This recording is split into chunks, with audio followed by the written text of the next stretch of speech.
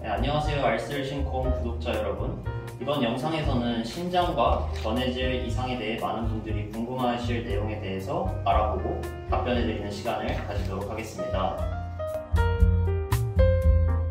먼저 시작하기에 앞서 우리 몸에서 전해질이 어떤 식으로 존재하는지에 대하여 알려드리겠습니다. 우리 몸에 존재하는 전해질은 다양합니다. 칼륨, 칼슘, 나트륨, 인, 염화이온 등 이렇게 무수히 많은 전해질이 존재합니다. 이러한 전해질들은 세포 내액과 세포 외액에 나뉘어 분포하는데, 항상성이라는 우리 몸의 특별한 기전에 의하여 우리가 물을 마시든 운동을 하든 밥을 먹든 항상 일정한 농도로 세포 내액과 외액에 존재하게 됩니다. 그러나 질병에 걸리거나 우리 몸에 이상이 생길 경우 이러한 항상성이 깨지면서 항상 일정하게 유지되던 농도를 벗어나게 됩니다. 그렇게 전해질이 평소의 농도보다 감소하거나 또는 증가하는 경우를 우리는 전해질 이상이라고 부릅니다.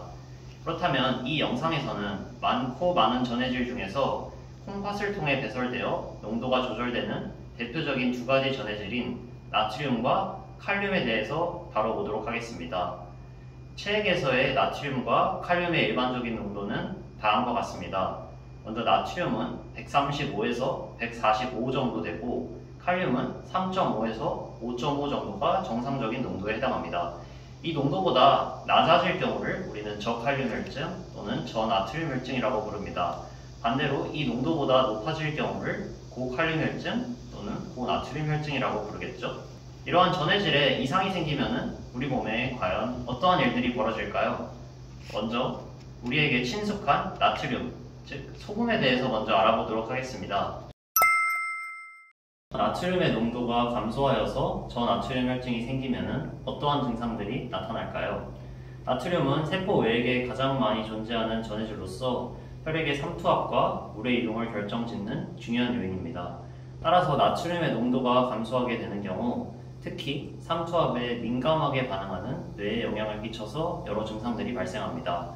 가장 대표적인 증상으로는 뇌 압력이 증가하면서 나타나는 두통이나 오심, 그리고 구토 등이 있으며, 이것이 심할 경우에는 의식장애 또는 간질 발작으로 이어질 수가 있습니다. 그러면 앞서 말씀드린 저나트륨 혈증을 일으키는 원인들로는 무엇들이 있을까요? 가장 흔한 원인 중 하나이며 콩팥과 관련이 있는 대표적인 원인들에 대해서만 간단하게 알려드리도록 하겠습니다. 나트륨은 삼투압, 즉 물의 이동과 관련이 높습니다. 삼투압에 의해 물이 이동하면 나트륨도 같이 따라서 이동하는 것입니다. 그래서 체액, 즉 인체 내 물이 감소하는 경우 저나트륨 혈증이 같이 발생합니다. 콩팥과 관련이 있는 원인으로는 대표적으로 이뇨제의 사용이 있습니다. 그 외에도 당뇨가 있는 경우 소변으로 당이 나오면서 함께 물과 나트륨이 배설되어 저나트륨 혈증이 발생할 수가 있습니다. 만약 이뇨제를 쓰고 있는데 앞서 말한 오심이나 구토, 그리고 두통 등의 증상이 있다면 바로 병원으로 오시는 것이 좋겠죠? 고나트륨 혈증을 일으킬 수 있는 가장 대표적인 원인은 수분 섭취의 부족 또는 수분의 과다 손실입니다. 따라서 여러분이 평소에 팔수 상태가 되었을 때 느끼는 증상들을 생각해보면 쉽게 어떤 증상들이 나타나는지 예상할 수가 있을 것입니다. 그 대표적인 예로는 오심이나 구토, 비너우, 피부 긴장도 저하 등이 있을 것입니다. 고나트륨 혈증 또한 삼투압과 관련이 깊기 때문에 그게 심할 경우에는 뇌에 영향을 끼쳐서 두통이나 의식혼미, 경련 등을 발생시킬 수도 있습니다. 고나트륨의 혈증의 원인도 여러분들이 예상하기 쉬우실 것입니다. 가장 쉽게 생각하면 물을 충분히 섭취하지 못하는 경우가 그에 해당하겠습니다. 그러나 일반 사람들의 경우 몸에서 증상이 나타날 때까지 물을 못 마시는 경우는 흔하지 않을 것입니다. 그렇기 때문에 수분 섭취가 부족하여서 고나트륨 혈증이 발생하는 것은 영아나 노인에서 주로 발생합니다. 그렇다면 이 영상을 보고 계신 대부분의 사람들에게는 어떨 때 발생할까요? 본인의 의지와 무관하게 수분을 많이 잃어버리는 경우가 그럴 것입니다. 그 예로는 열이 많이 나서 땀을 많이 흘리거나 어떤 원인에 의해서이든 구토나 설사를 심하게 하는 경우가 그에 해당하겠죠. 또한 여러분들 요붕증이라고 들어보셨을 겁니다. 우리 몸의 수분을 조절하는 중요한 기관인 콩팥에 문제가 생겨서 소변으로 나트륨이 안 나오고 물만 많이 빠져나가게 되면 고나트륨 혈증이 올 수가 있습니다.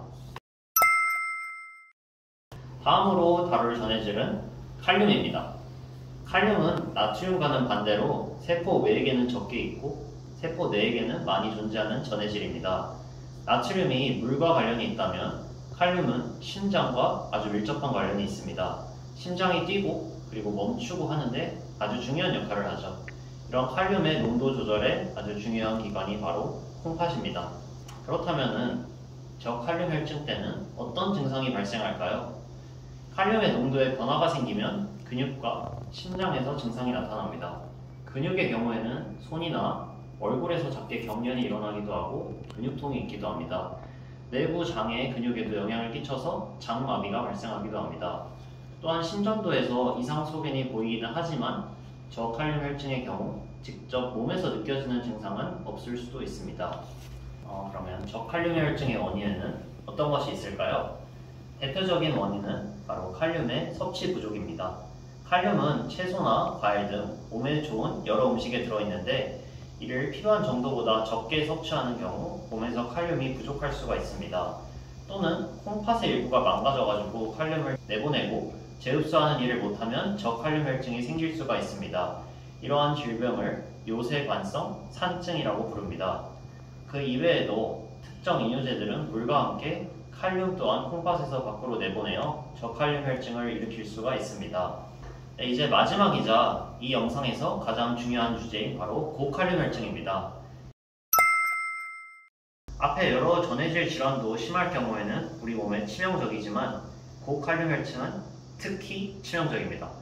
칼륨이 약간만 상승할 경우에는 근위압, 무감각, 손발 저림, 그리고 오심 정도의 증상만 나타나지만 칼륨이 많이 상승하는 경우에는 호흡곤란, 두근거림, 흉통을 넘어서 심장이 멈출 수도 있습니다.